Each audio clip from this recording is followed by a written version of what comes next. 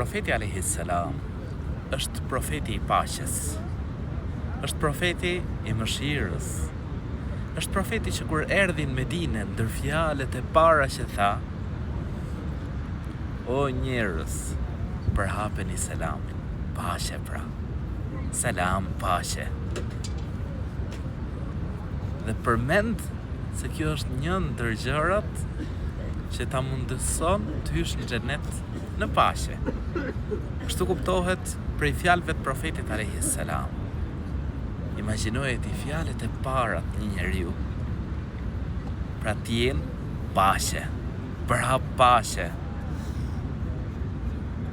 Profet i mëshirës, profet i paqes, lumprat njeri, i cili e ndjek profetin alayhis salam, e pason atë, i ndjek porositë e tij, lumë për të.